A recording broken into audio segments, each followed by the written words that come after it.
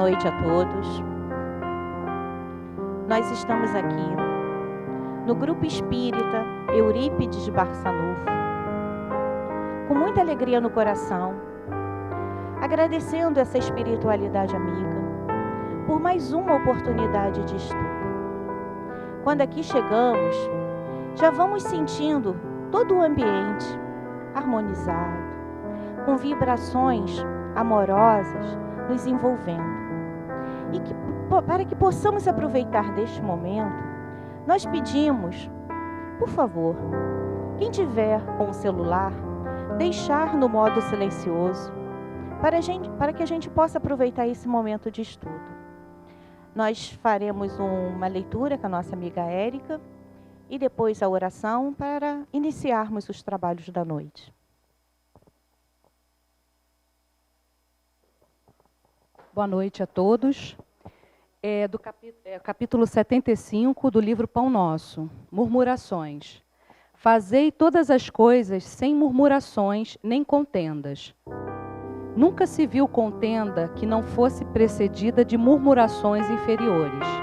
É hábito antigo da leviandade procurar a ingratidão, a miséria moral, o orgulho, a vaidade e todos os flagelos que arruinam almas nesse mundo para organizar as palestras da sombra, na qual o bem, o amor e a verdade são focalizados com malícia. Quando alguém comece a encontrar motivos fáceis para muitas queixas, é justo proceder a rigoroso autoexame, de modo a verificar se não está padecendo da terrível enfermidade das murmurações. Os que cumprem seus deveres na pauta das atividades justas, certamente não poderão cultivar ensejo a reclamações. É indispensável conservar-se o discípulo em guarda contra esses acumuladores de energias destrutivas, porque, de maneira geral, sua influência perniciosa invade quase todos os lugares de luta do planeta. É fácil identificá-los. Para eles, tudo está errado, nada serve. Não se deve esperar algo de melhor em coisa alguma. Seu verbo é irritação permanente. Suas observações são injustas e desanimam. Lutemos, quando estiver em nossas forças, contra essas humilhantes atitudes mentais. Confiados em Deus, dilatemos todas as nossas esperanças, certos de que, conforme asseveram os velhos provérbios, o coração otimista é medicamento de paz e de alegria.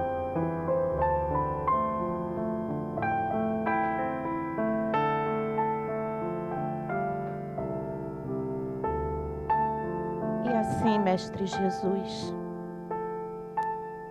com a leitura da página, o pão nosso de cada dia, Mestre amado, nós confiamos e por isso estamos aqui, reunidos em seu nome, para estudar, através desses ensinamentos da Boa Nova, colocar em prática, vivenciar esse amor que renova, esse amor que perdoa, esse amor que cura. E pedimos aos amigos espirituais que envolvam a nossa querida Leila, para que juntos possamos conhecer um pouquinho mais dessa doutrina de amor. Que assim seja, graças a Deus. Nossa querida Leila.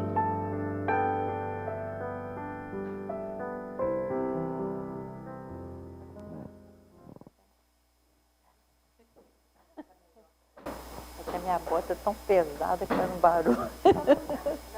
Boa noite, meus irmãos. Que Jesus nos envolva na sua paz. O tema da noite de hoje é sobre cura e autocura.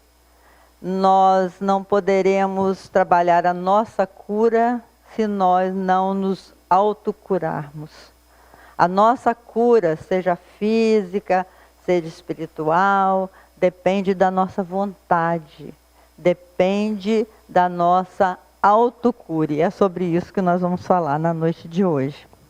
E é para a gente começar a aquecer o nosso trabalho, eu trouxe o caso contado por Ramiro Gama, o caso número 23, que são muitos casos, mais de 100 casos no seu livro, que chama o caso da besta. Conta-nos Ramiro Gama que Chico Xavier, quando psicografou o seu primeiro livro, O Parnaso do Além-Túmulo, ele era um jovenzinho. E ele estava tão feliz de ter recebido aquela comunicação, poetas tão consagrados do Brasil e do mundo, poetas também portugueses, que ele pediu a um amigo dele que levasse a sua obra para um literato, uma pessoa formada em português, literatura, que pudesse fazer uma crítica ao seu trabalho. E aí ele foi, conta Ramiro Gama, que ele foi todo bonitinho, botou seu melhor terno e foi lá para que o literato fizesse um exame na sua obra. Chegando lá, o rapaz, o literato, pegou o seu livro, né, as suas psicografias, e leu com bastante atenção, olhou bem para ele e disse assim: esse jovem é uma besta. Aí o outro, o amigo dele que o levou lá, ficou assustado com aquele adjetivo, né? E o Chico também. E o rapaz, então, o amigo do Chico, disse assim: mas senhor, os espíritos, depois que desencarnam, eles mudam as suas inclinações, o seu entendimento a respeito da vida. E o Chico colocou isso nas poesias porque também constitui a sua crença na eternidade, na vida futura, na reencarnação. Aí diz que o literato nem esperou ele acabar de falar. Esse menino, esse jovem, é uma besta espírita. Foi o diagnóstico que o literato deu. Então o Chico foi para casa, todo tristinho, e aí a sua mãe, Maria João de Deus, apareceu para ele, que ele sempre tinha um contato com a sua mãezinha, né? A dona Maria, mãe de Deus, apareceu para ele e disse: meu filho, por que você está assim tão triste? Aí ele contou a história. Aí a sua mãe lhe disse: mas meu filho, uma besta, que é um burrinho, é um animal muito humilde, é um animal muito trabalhador. Ele com certeza quis te elogiar, ele não quis te ofender. Ele não quis te ofender. Olha o olhar, né, de quem já é espiritualizado. Ele quis te elogiar. Aí o Chico: né? Então é um animalzinho muito trabalhador. Aí a dona Maria disse assim: mas meu filho, você deu algum coice? Aí ele disse assim: não, mamãe, claro que não. Aí a sua mãe, então, concluiu: então, meu filho, você é uma besta educada. E uma besta educada poderá fazer bem a muita gente. Dentro do movimento espírita, muito mais, né? E esse conto serviu para aquecer as nossas emoções, até a figura de um coração, a chave das nossas emoções, porque muitas vezes, diante de uma rejeição, diante de uma palavra mal colocada, a gente muitas vezes esmorece. Imagina se o Chico fosse permanecer triste, tão ofendido com aquele diagnóstico de um literato, ele poderia nunca mais escrever nada, nunca mais mostrar nada dos seus escritos. Assim como também Pablo Neruda, quando começou a sua trajetória de poesia, e o seu pai embolou o papel, todo mundo sabe essa história, já até contei aqui, precisou que a sua mãezinha mais tarde buscasse os seus escritos e dissesse para ele: meu filho, que coisa linda que você escreveu. Porque quando a gente recebe uma rejeição, quando a gente recebe um maltrato qualquer, a nossa tendência é esmorecer, intimidar diante dos desafios. E muitas vezes, quando nós ficamos emocionalmente mal, nós baixamos a nossa imunidade. Nós vamos ver mais para frente isso. Pode virar, por favor. Senhor, conceda-me a serenidade para aceitar aquilo que não posso mudar, a coragem para mudar o que me for possível e a sabedoria para saber discernir uma coisa da outra. Essa frase é do almirante Thomas Hart, citada pelo Divaldo em uma de suas palestras, mostrando como é importante a gente discernir, poder discernir o que realmente a gente pode mudar nessa existência e o que não está na nossa alçada mudar. Como é difícil discernir isso, especialmente se tratando de uma doença, né? Quando chega uma doença na nossa vida, ou na nossa casa, nos nossos familiares, como é difícil a gente discernir se aquele quadro é possível ser mudado ou não. Porque como espírita, sabemos que muitas vezes, a maioria das vezes, todas essas doenças graves que chegam na nossa vida ou dos nossos familiares foram programadas por nós mesmos antes mesmo de nós reencarnarmos. Então, algumas coisas não podem ser mudadas, não está na nossa alçada mudar, mas podem ser atenuadas. Isso que a gente pode refletir na noite de hoje. Podem ser adiadas, atenuadas, não é? Pode virar. A Organização Mundial da Saúde, OMS, concluiu que saúde não é falta de doença. Estabelece que saúde é o resultado de 3 fatores que se conjugam: harmonia fisiológica, bem-estar psicológico, equilíbrio socioeconômico. E a figura diz, I love me, ou seja, eu me amo. Esse auto-amor, essa necessidade de nós nos gostarmos, por incrível que pareça, evita muitas doenças. Então não é, a Organização Mundial de Saúde diz que saúde não é falta de doença, não é ausência de doença você ter saúde, mas é uma conjugação desses 3 fatores. Você tem uma harmonia fisiológica, ou seja, um organismo físico que te permite fazer aquilo que você necessita fazer nessa encarnação, uma harmonia fisiológica, não é? Um bem-estar psicológico e um equilíbrio socioeconômico, ou seja, você tem um mínimo para sobreviver.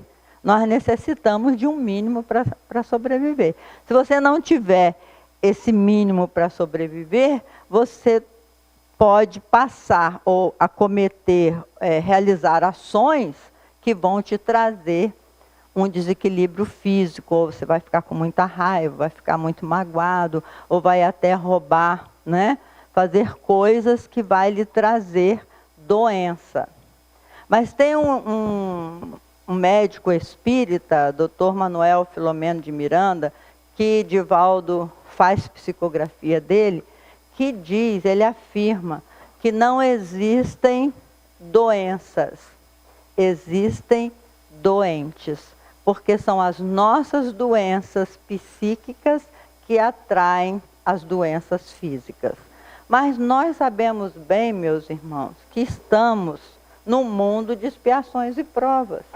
Nós não estamos num mundo ainda de regeneração. Embora muitas pessoas estejam vivendo já a regeneração, porque as provas são muito atenuadas, né? As expiações são pequenas, nós que estamos aqui não temos expiações nenhuma, graças a Deus, né? Mas a gente tem as nossas provas. Então, é natural que em determinada época da nossa vida, nós tenhamos que adquirir um desequilíbrio qualquer físico para que possamos desencarnar. Ou então, desencarnar como muito poucas pessoas, vai como uma vela se apagando, que o ideal seria isso, né? Que nós não precisássemos atrair doença nenhuma e pudéssemos ir envelhecendo, envelhecendo, envelhecendo, até o momento da gente desencarnar. Pode virar. Bhagavad Gita,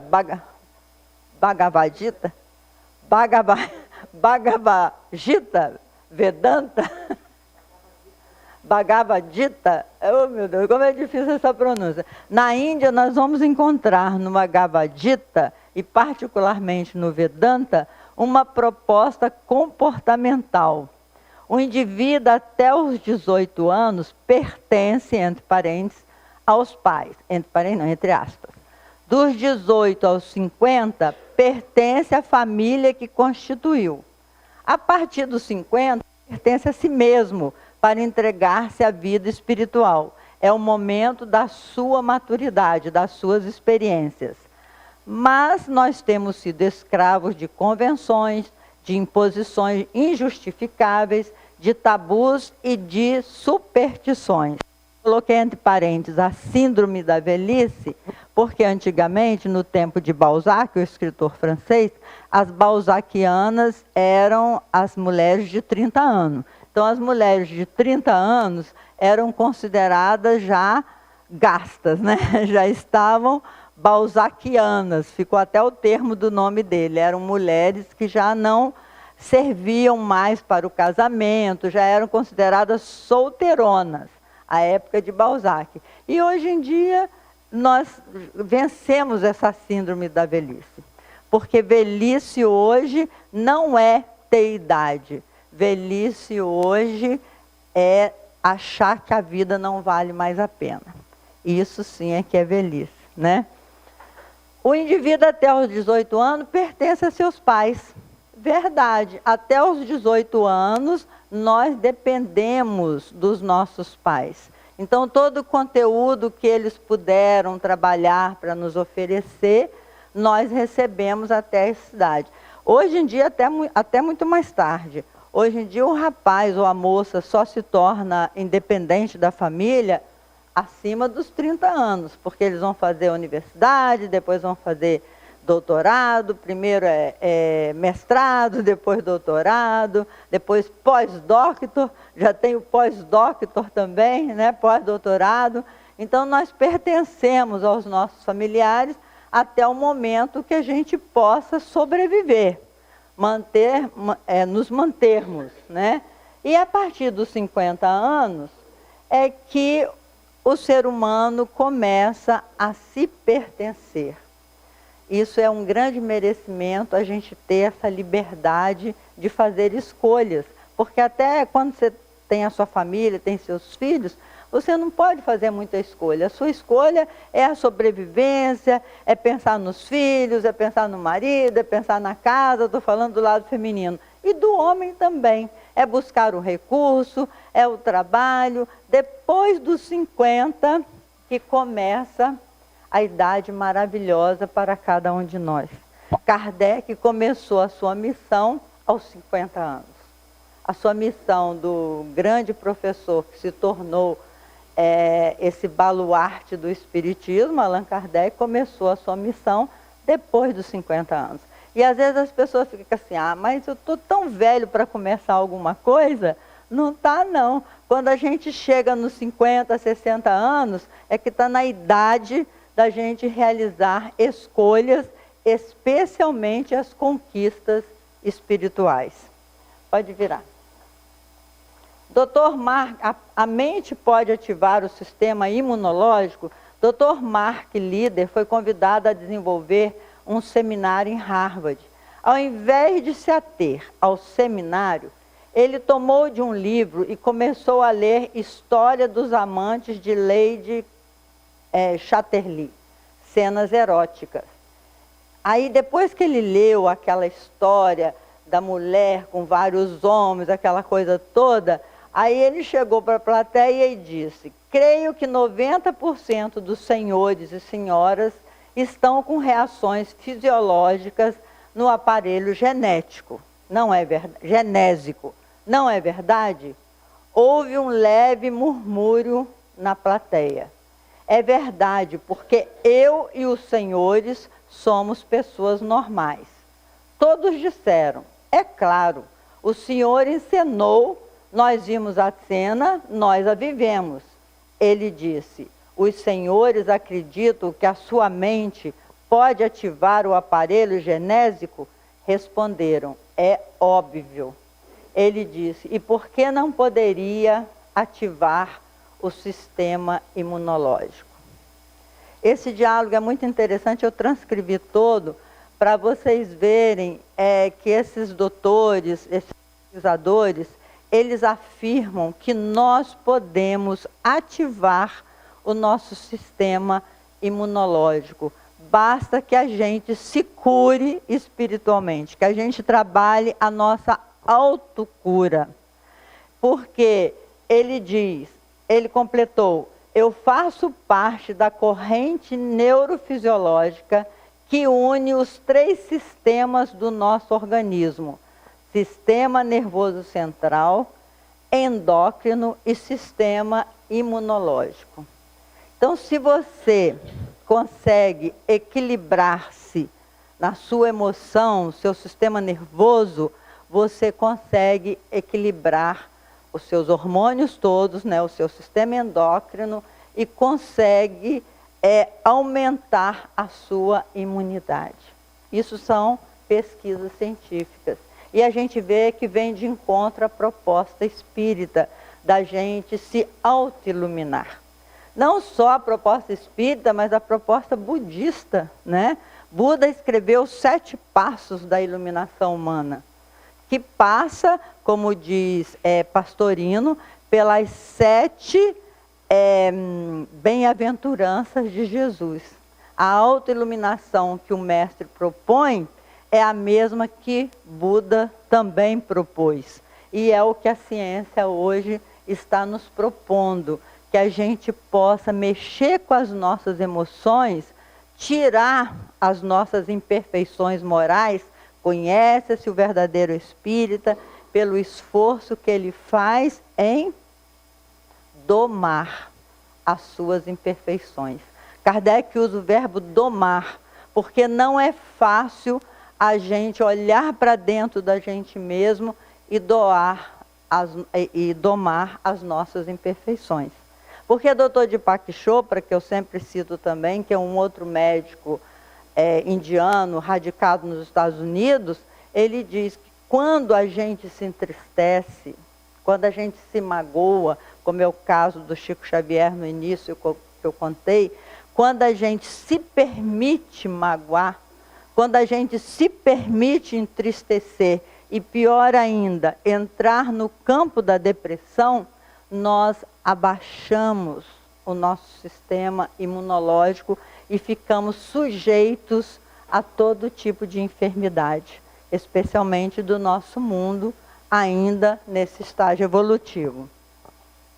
O poder dessa irradiação pode, por exemplo, substituir a molécula malsã por uma molécula sã, dependendo da força e da vontade do doador. Isso, meus irmãos, é o que a ciência está afirmando hoje, que nós podemos, através da nossa vontade, através da nossa coragem, a gente pode vencer as paixões que ainda nos impulsionam a maltratar a nós mesmos, a nos auto-maltratarmos. Vamos caminhando. Otimismo versus pessimismo. Entre os grandes ases da física quântica e nuclear, David Bohm, um dos pais da física, e Fred Alan Wolf, todos dois estão um retratinho deles aí, estabeleceram que o medo, o pessimismo e o azedume produzem reações em nosso campo de elétrons e desgastam as energias da vida. O amor, a afetividade, a esperança, a alegria tem a ver com as nossas moléculas fóton, com as luzes que temos. São essas que preservam a vida. Então está aí uma fala desses pesquisadores, né, da atualidade, que afirmam que o pessimismo é um autodestruidor, é um destruidor do homem. Se você é pessimista, você está se autodestruindo. Então a gente tem que ser otimista, tem que acreditar. Nós estamos vivendo um momento de muitos desafios nesse sentido. Tem hora que dá vontade da gente desanimar. É tanta notícia ruim, são tantos atos de violência que a gente fica assim, ai meu Deus, não vai ter solução mais esse país, né? A gente tende a desanimar, mas não é esse o caminho que Jesus espera que nós sejamos capazes. Nós temos tudo para vencer, basta que a gente queira. Nós brasileiros recebemos tudo, recebemos um clima maravilhoso, uma terra maravilhosa, um povo lindo, misturado. Outro dia eu fui muito infeliz, eu fui fazer uma palestra aí na casa de uma amiga, das nossas amigas, e aí eu fui elogiar o nosso povo, porque o nosso povo é muito lindo. Como eu tinha acabado de vir do Chile, e eu fiz uma palestra lá em Santiago, eu vi que os chilenos são todos muito paizinhos, não é que serem feios, até porque o meu neto é chileno, que a minha filha é casada com um chileno, por isso que de vez em quando eu vou para Santiago. Mas eu quis elogiar o nosso povo e acabei deixando subentendido que o povo chileno era feio. Quando terminou a palestra, vocês não acreditam, com tanta gente naquela palestra, pois tinha uma chilena que veio falar comigo, Leila, como a Tê estava comigo, ela viu, Leila, como você vai falar que o nosso povo é feio? Eu falei, eu disse isso, mas como eu fui infeliz, agora quando eu voltar lá, eu estou doida para voltar, para eu me desculpar publicamente, que eu não quis dizer que chileno é feio, até porque o meu neto é chileno, meus dois, a netinha e meu netinho são chilenos. Eu acho eles lindos, mas é que o nosso povo é tão bonito, eu particularmente acho, porque a gente não tem uma forma física igual, né? Nós somos muito diferentes, a gente tem louro, moreno, mulato, carfuso, não sei mais o quê. Nós somos tão lindos nessa miscigenação que eu quis elogiar isso e acabei ofendendo os nossos irmãos chilenos, que são lindos também, não tem ninguém feio nesse mundo, gente. Vamos virar. Passos para a cura e a autocura, segundo Divaldo Franco. Isso foi uma palestra dele que eu assisti e veio de encontro às nossas necessidades na noite de hoje. Ele diz, o primeiro passo, ame-se como você é, aceite-se como você é. Não aspire a ser o que você não vai conseguir. É verdade, meus irmãos, às vezes a gente quer alcançar uma coisa que está fora da nossa possibilidade. Por mais otimista que você seja, por exemplo, eu não vou ter nunca olho azul, olho verde. Eu vou querer isso, eu vou me frustrar. A não ser que eu ponha lente de contato azul e verde e fico tirando e pondo, né? Tem solução. Mas tem pessoas que aspiram a determinadas coisas que ficam criando frustrações para a própria vida. Eu não quero ter cabelo assim, eu não quero ter corpo assado. Por quê? Nós somos bombardeados no nosso cotidiano com a beleza que a mídia elegeu, né?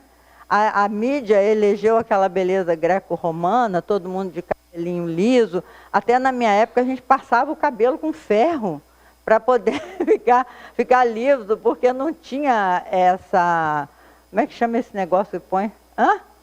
Chapinha, não é só chapinha, não tinha progressiva, outro dia, hoje você pode ter tranquilamente seu cabelo liso, que aliás fica muito chupado, fica até feio, né?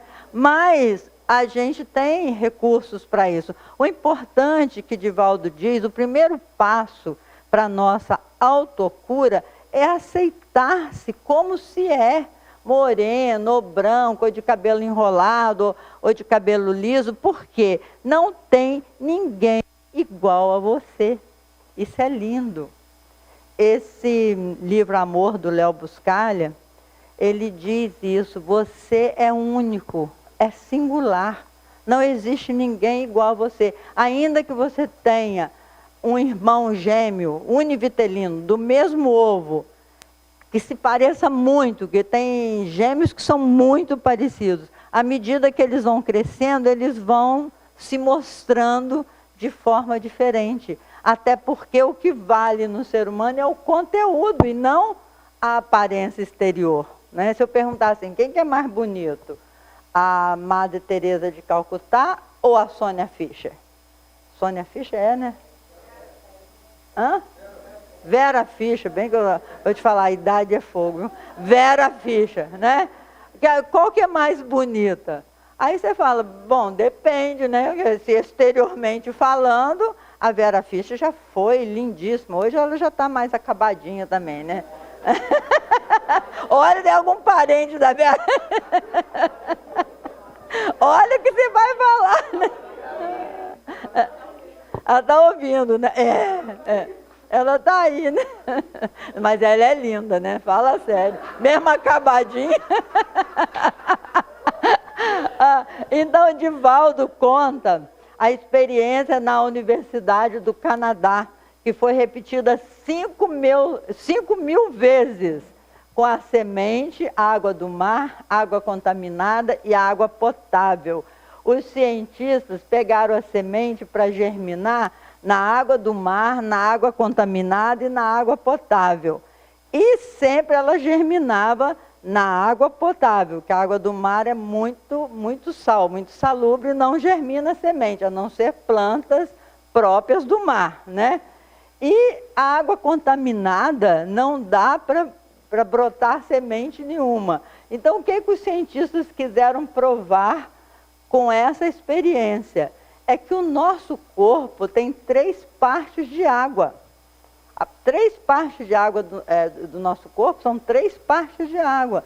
Se as águas do nosso corpo estão contaminadas, não vai ter vida, não vai ter vida que se multiplique dentro do nosso psiquismo, porque a água do nosso corpo está contaminada pelos nossos pensamentos. Nós contaminamos, nos autocontaminamos, se a gente, como dizem os cientistas, se deixa levar pelo azedume, pela mágoa, pelo ciúme, pela inveja, por todos esses sentimentos que contaminam o nosso corpo físico e baixa a nossa imunidade. E isso foi repetido muitas vezes. E tem uma piadinha que ele contou, que é Conversa com Deus. O homem queria entender a eternidade. Isso para mostrar que a gente não deve querer ser o que não é, né? Tem pessoas que desejariam muito ser rico, ter muito dinheiro, e ficam perseguindo todas as loterias e nunca conseguem, joga sempre no mesmo número, e um dia que esquece de jogar fica neurótico, porque se der aquele número vai desesperar, quer ser rico de qualquer maneira, né? E aí ele conta uma conversa com Deus. O homem perguntou a Deus assim: como seria 1 trilhão de anos na eternidade? Que ele queria entender a dimensão espiritual, a dimensão da eternidade. Como seria 1 milhão de anos, 1 trilhão de anos na eternidade? Aí Deus respondeu: 1 segundo. Aí ele falou: é 1 segundo? Isso aqui, 1 trilhão de anos. Então, como seria 1 trilhão de reais se lá tivesse dinheiro? Como seria 1 trilhão de reais na eternidade? E Deus respondeu: 1 centavo. Ai, por favor, Deus, então me dê 1 centavo para a próxima encarnação. Aí Deus respondeu: daqui 1 segundo. Daqui 1 segundo você vai receber. Porque é uma piadinha que Divaldo contou. Segundo passo, o auto-perdão e o perdão. Então, o primeiro passo é a gente se aceitar na condição que a gente veio, né? Claro que todos nós queremos melhorar financeiramente, mas tem que lembrar, meus irmãos, que não é o passo mais importante da nossa vida ficar rico, por exemplo, melhorar a situação financeira de modo a abastecer os celeiros, como disse Jesus naquele projeto que chamou o homem de louco, né? Quando esse texto de Jesus é lindo. quando o homem ele teve uma colheita tão grande naquela temporada, que ele disse para si mesmo: ó alma, coma, beba, aproveite a vida, agora nunca mais você vai precisar trabalhar. E aí Jesus termina esse texto dizendo: louco que és, pois essa noite mesmo Deus chamará a tua alma. Porque a gente não leva nada, né? Então o objetivo maior da nossa vida não pode ser amealhar recurso financeiro. Embora a gente saiba que é necessário. O dinheiro não é nenhum terror, né? A gente não pode endemoniar o dinheiro, porque nós precisamos do dinheiro. Mas não é o mais importante da nossa vida. O segundo passo, diz o Divaldo, que é o auto-perdão. E o perdão, ou seja, você se perdoar das faltas que cometeu. Como é ruim a gente tomar consciência que errou e a gente não se perdoar, ficar sempre com aquilo martelando na cabeça, né? Quando a gente fica sob o efeito do remorso, do arrependimento, nós também vamos baixar a nossa imunidade. Então o processo da autocura é também o auto-perdão. Dizer assim, não, eu realmente errei. Reconheço que eu me equivoquei. Porque todos nós nos equivocamos. Mas a vida é daqui para frente. Vamos refazer o que for possível refazer, se nós erramos, mas não vamos ficar chorando sobre esse equívoco que nós cometemos. É necessário esse auto-perdão. E aí ele conta a mulher que fez 16 abortos, imagina. Ela fez 16 abortos e quando procurou o Divaldo, ela estava muito doente, porque ela já tinha produzido uma porção de tumores no próprio corpo, porque ela, depois que tomou conhecimento de que o aborto é danoso para o próprio organismo e principalmente para o espírito reencarnante, né? O espírito, ela interrompeu o ciclo da vida. Depois que ela tomou consciência disso, ela começou o processo de autopunição. E aí Divaldo falou com ela: mas minha irmã, ninguém merece se autodestruir, por pior que seja.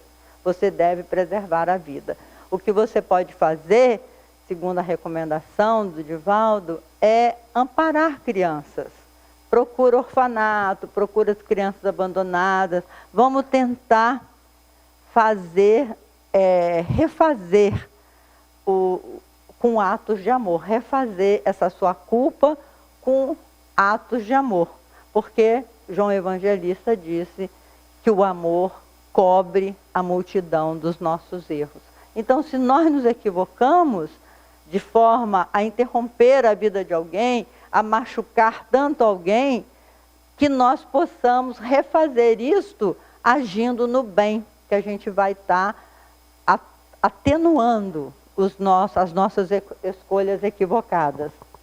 E o terceiro passo é a autolibertação. Nesse terceiro passo, eu me lembrei de Nietzsche, aquele conhecido como o anticristo. Ele falou que todos nós somos escravos.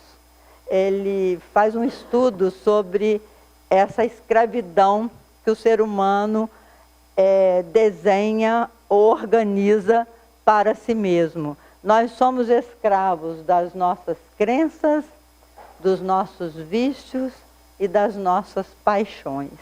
Quando nós acreditamos que estamos com a verdade, que não erramos nunca, né? Que não podemos falhar, quando nós temos crenças endurecidas dessa forma, nós nos tornamos escravos dessas crenças. Quantas pessoas deixam de conhecer outras verdades, outros valores, porque fecharam o seu entendimento dentro de uma crença?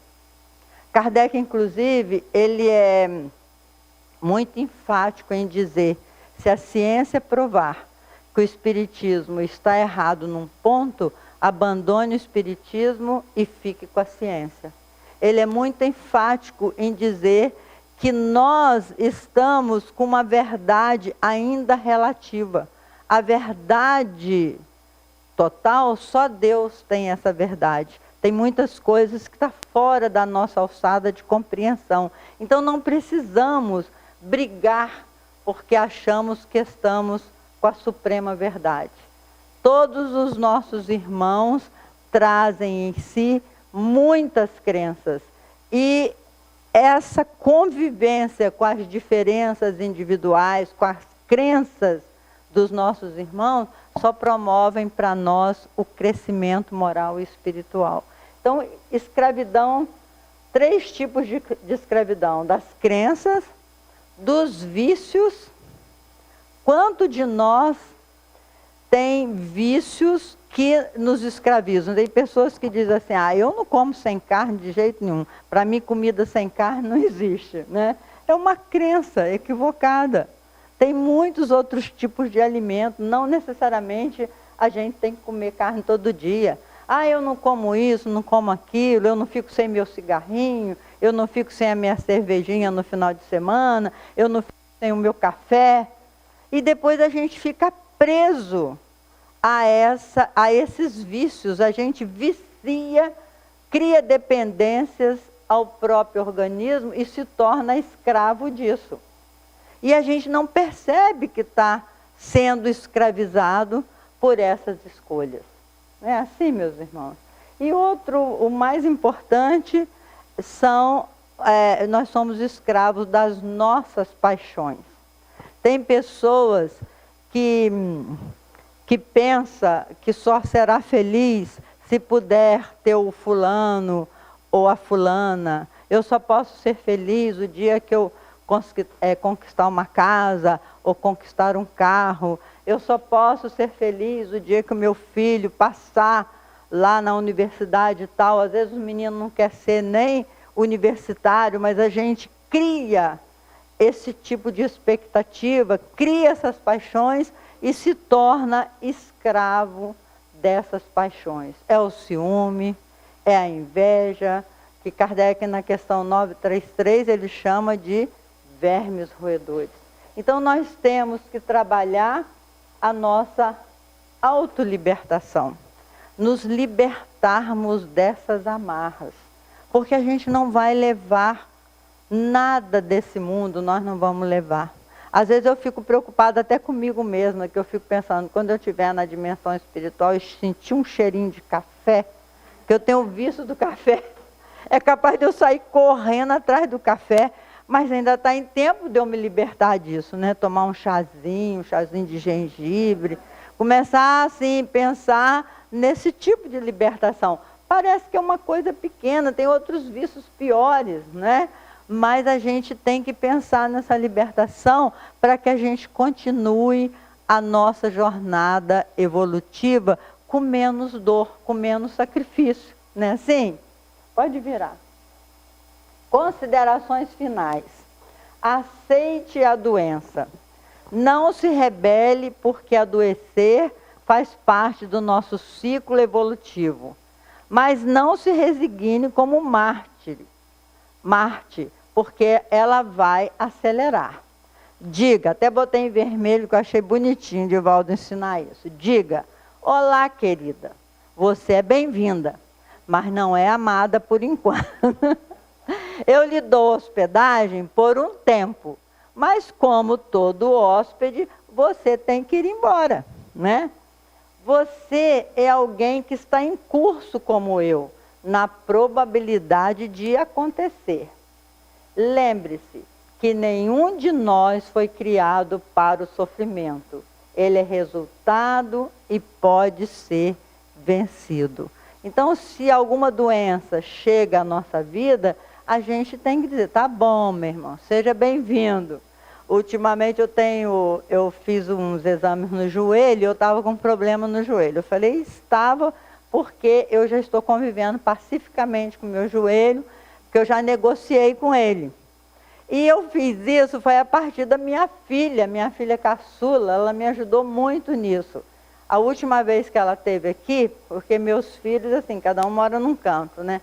E a minha filha caçula, que mora em Los Angeles, chegou aqui, eu estava lá na cama, assim, mais gordinha, gemendo, não estava fazendo mais exercício, tinham me proibido até de dirigir. O médico falou, nós vamos fazer uma cirurgia no seu joelho. E eu lá aceitando, tá bom, vou ter que fazer cirurgia, não vou dirigir, não vou dançar, que é nosso grupo de dança lá, animadíssimo, não vou jogar mais meu tênis. Estava lá conformada.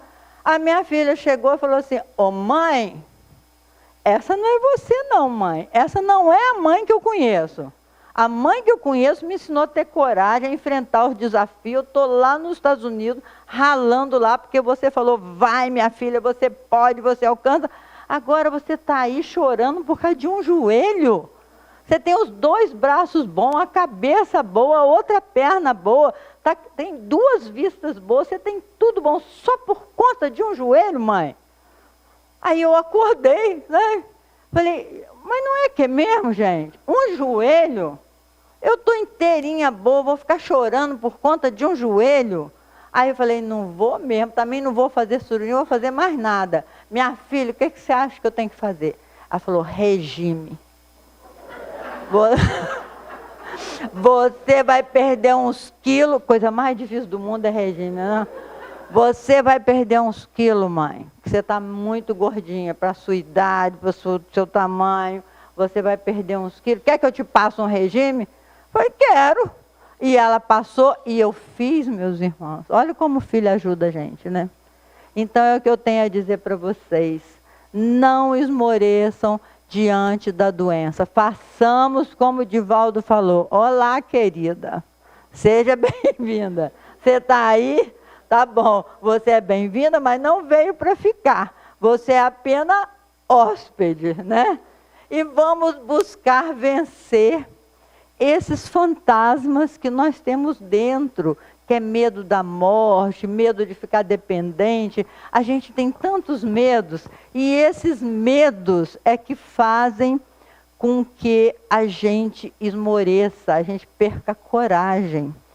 E para encerrar, vou falar uma poesia, porque como nós lançamos um livro de poesia, vou falar uma poesia que chama Fantasmas, que tem tudo a ver com o meu enfrentamento pessoal, né? Que diz assim, caminhei mais uns passos nas ruas do meu destino e entre aplausos e censura, enfrentei com doçura os meus fantasmas. Uns eram fortes e bravios, outros eram livres como as crianças. Sentei ao relento de mim mesma com cada um deles e os examinei nos mínimos detalhes. Aos mais fortes do que eu, disse-lhes convicta, saiam, eu sou a dona que decide aqui. Aos mais fracos, no entanto, deixei que agasalhassem na minha alma a certeza do domínio. Depois, ri alto e gostosamente ao constatar que os meus fantasmas são muito fortes, mas convivem amistosamente com a minha fragilidade. Que Jesus nos abençoe, que cada um de nós possa sair daqui na certeza de que o otimismo, a esperança, a coragem faz parte da nossa saúde física, mental e espiritual. Muita paz para todos.